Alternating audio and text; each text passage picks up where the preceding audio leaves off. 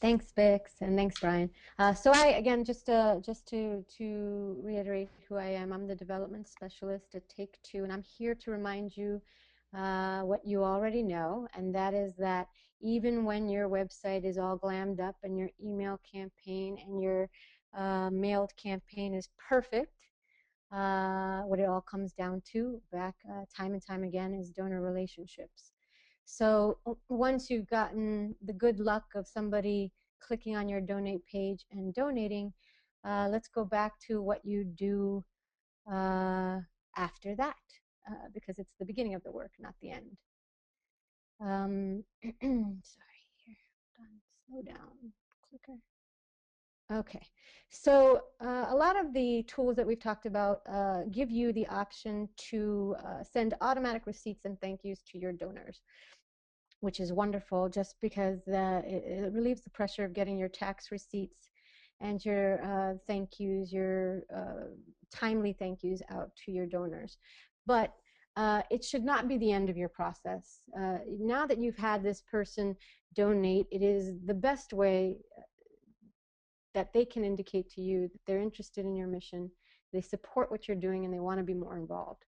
So if you're a big organization, you can strategize to make sure that the smaller donors are contacted by your development coordinator or your development assistant, and the larger donors are contacted by your development director, your executive director. You can delegate the task, and you can strategize around it. But and if you're a smaller organization, that means you have less donors, and that also means that you likely have to manage a lot of these personal thank yous yourself. But that's something that you need to understand and prioritize, because the personal contact, not just the automatic contact, is critical to that relationship building. You want to begin to have a ongoing relationship with everybody after they've visited and made their donation. So there we go. Too quick. Here we go. One way to make that personal email and that personal contact after they've donated is to offer opportunities for them to get involved. So you've said thank you in your email. You could say, you can provide a menu of options to continue the relationship with you. And you don't have to do this right away. You could start with a thank you and then get in contact again. You can get in contact through your email campaigns. You can get in contact personally. But you want to give them opportunities to remain involved. This is just an example of how one organization does that. We've seen this a million times, but it really is critical to understand exactly what you're offering your donors. You're offering them an opportunity to do something, the ACT option. You're offering them an opportunity to change their lives, reflecting the causes and the missions that they care about.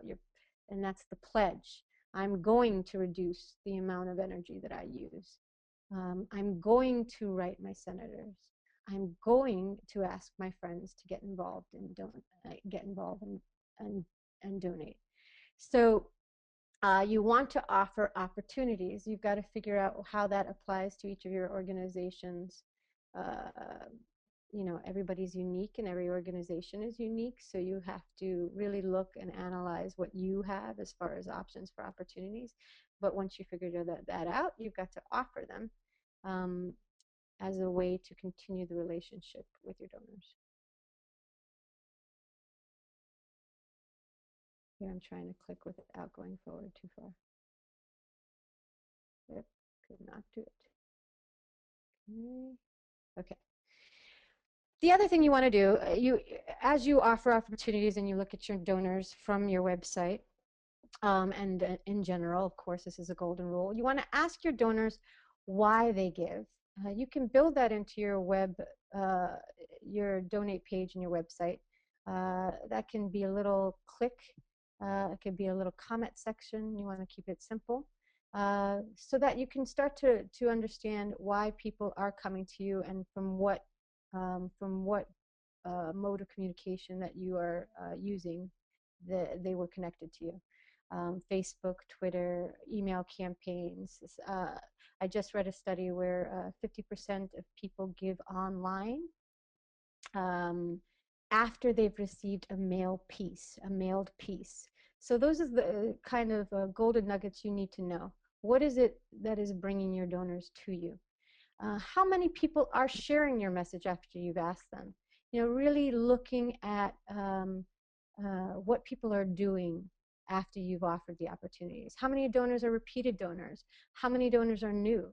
And who lives in the areas of programming or events, so that you can engage them and ask them to volunteer at events, join your benefit committees, be a part of your next march, be a part of your next outreach opportunity, your next run and walk.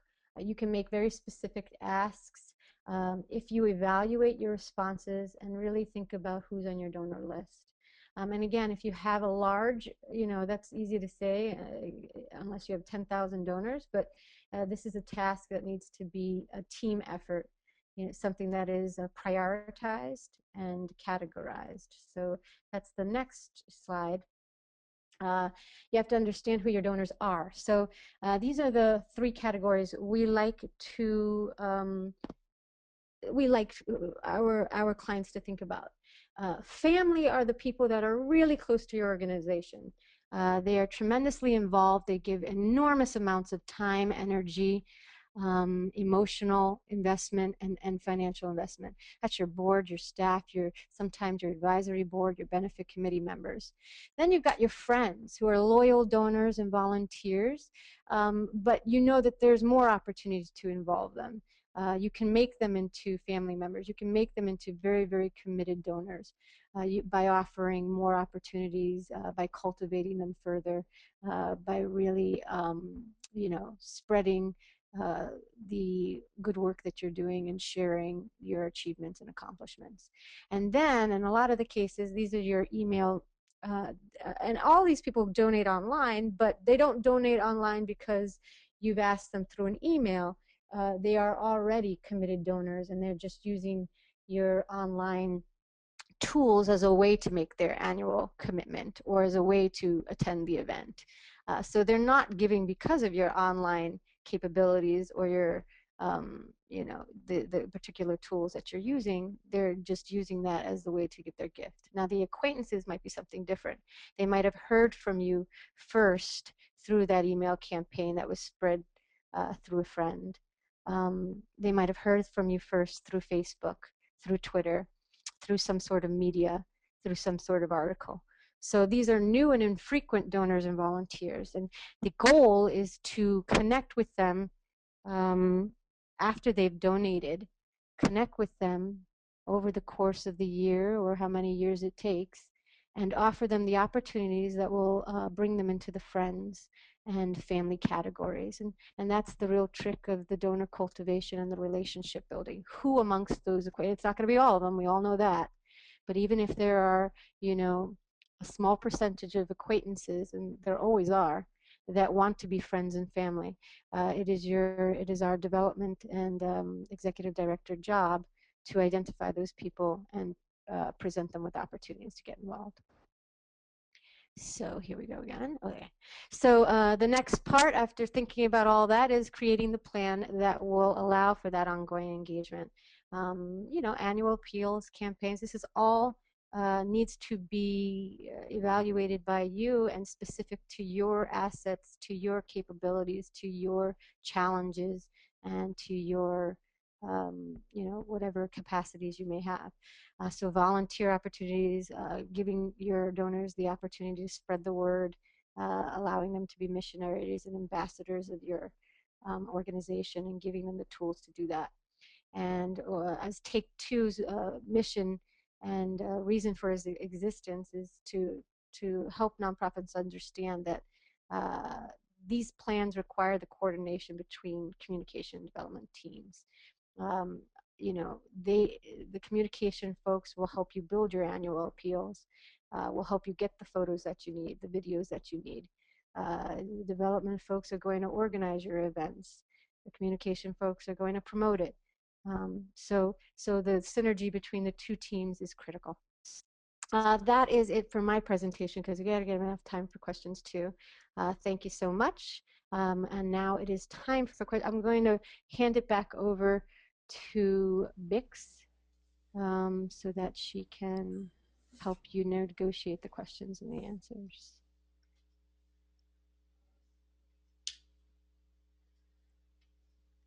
Did that work, Bix?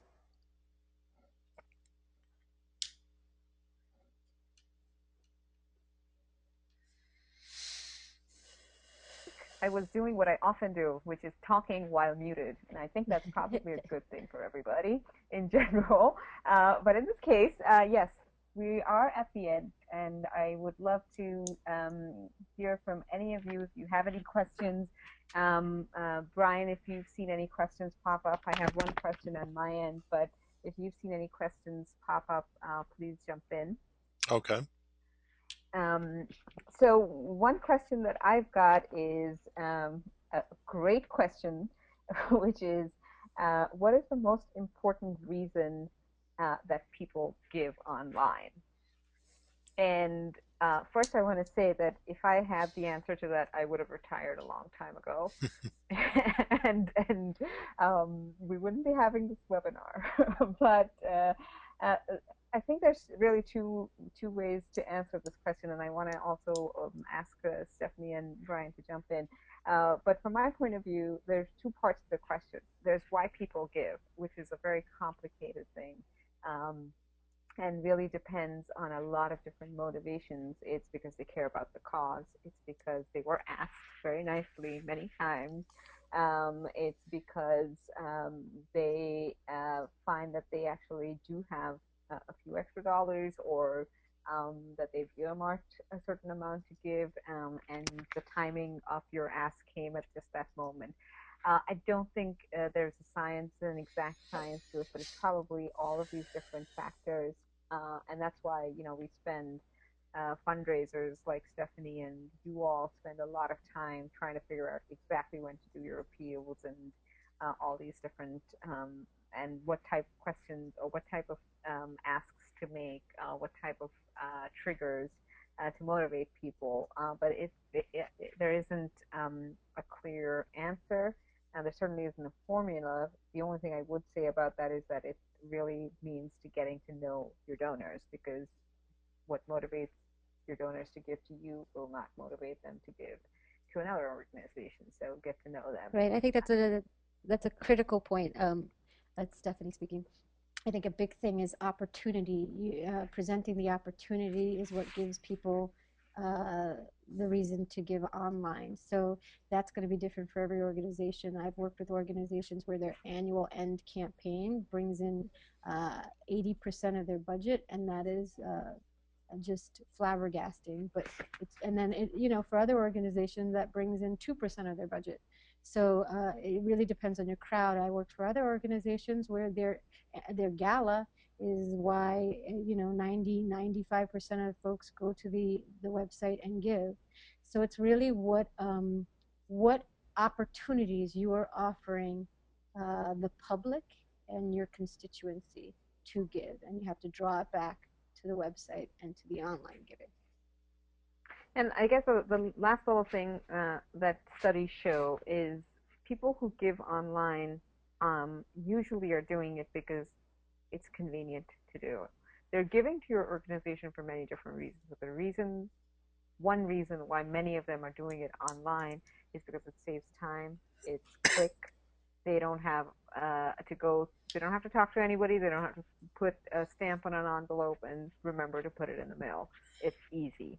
A lot of times, people who receive direct mail appeals will return their check in using direct mail, the old-fashioned, quote-unquote, old-fashioned way.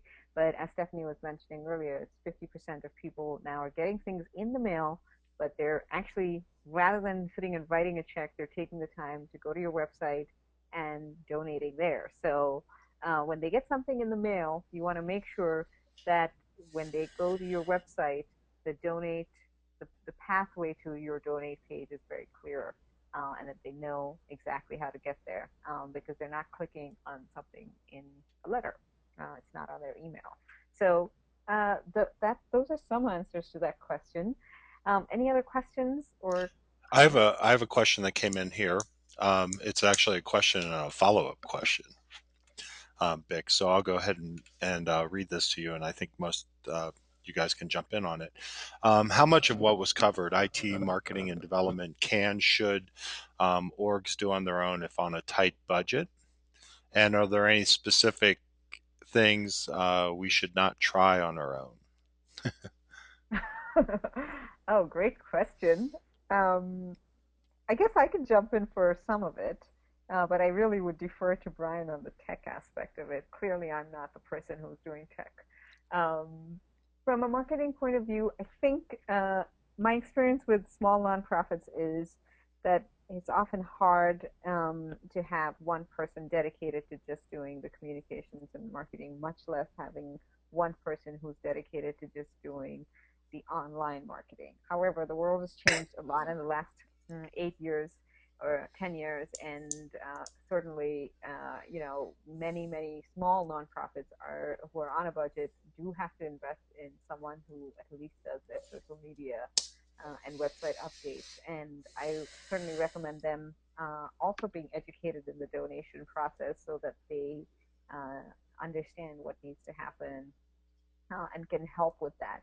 I think a lot of the stuff that we talked about in terms of like stories, messaging from the marketing point of view can be done in house. There's certainly no need to hire somebody outside. And I say this at the risk of not having a job as a consultant, but you can do a lot of that in house. It's totally doable. Um, but if you're trying to do a campaign online or any other type of campaign and you don't have the resources, it requires a lot of follow through. It requires a lot of planning in advance. And for that, I recommend, if you don't have the internal capacity, to outsource that. As far as the tech and the donation process, I guess Brian and Stephanie, what do you guys think? Yeah, I mean, well, I think from our side of it, from the technical standpoint, I mean, I think a lot of times, the technology as it exists today does certainly allow you to do certain aspects of the tech portion of this, and I think those are completely fine to do. I think though that starting out, you should make sure you develop a good solid base, and you sort of develop that infrastructure so that you can actually execute these things yourself internally. So I would say if an organization is looking to, they want to, that the budgets are an issue and that they really kind of need to handle a lot of these things internally. Um, I would say, you have to first, the things that you wouldn't want to do is develop your own infrastructure. Like, I don't think that it's often, and I wish to a degree it was, but I think a lot of the alternatives there to do things like build your own website and to, kind of put all that infrastructure, even if it's simple things like Twitter and Facebook, I think it's always good to bring somebody in, at least on a kind of consulting level, to kind of talk you through some of the issues or some of the best practices that you should be doing. I mean, there are lots of little things that sort of get overlooked when someone's really not kind of engaged in this, all the time. So, something as simple as, we'll go on and, we'll deal with a lot of clients and we'll do like a little social media consultation for them, and we'll be like, hey, make sure that that image that you put for your Facebook page, make sure that it's graphical, that it's highly recognizable. So often people put in pictures and you can't even quite tell what it is. So when someone's browsing their news stream, it doesn't really pop to them. It's not kind of clear who it is and what they do. So it's really important to have something that's highly graphical. And there can be lots of questions surrounding that. Technology changes constantly, and if you're not engaged in it on an everyday process, I think it can be hard to to make sure that you're always using best practices. And those are going to be things that determine the success of your campaigns, and how much money you actually, what kind of response that you get is making sure those things are structured correctly. So I think it's always good to bring in, and I always bring in, help have someone help you develop the infrastructure, train you to use it right, and can even have an ongoing relationship that can, kind of stay in touch with you, and any issues come up, they have the support, that they can give you with that, and then you can execute your own campaigns.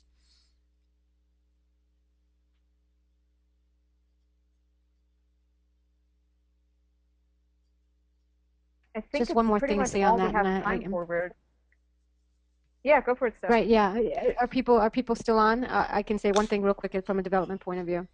And I think that it's important to know your assets. So, I stick to doing what I do best, and then bringing in two team members to help me. So, if you're small and you don't have much going as far as budget to use for this, connect with your volunteers, your board members, and offer the opportunity. It's a way to get people involved to help you by using their expertise. If you have marketing people, if you have tech people, bring them in to assist you, and that'll help you get financial support for your projects as well. That's all I'll say. Thanks, Steph. And Brian, we're out of time. Yep. But I want to close by saying that we really, really appreciate everybody who joined. And as Brian said, we'll be sending around the recording, so you will be hearing from us very soon. And certainly feel free to forward the recording to other people. And then if you have any questions or follow-up comments, you have our contact information through the emails that we sent you. So please get in touch with us. Thank you to Brian and to Be Mighty 2 for hosting with us. It was a treat, and look forward to doing this again. We'll have more webinars coming down the road. Have a great Thursday, everybody.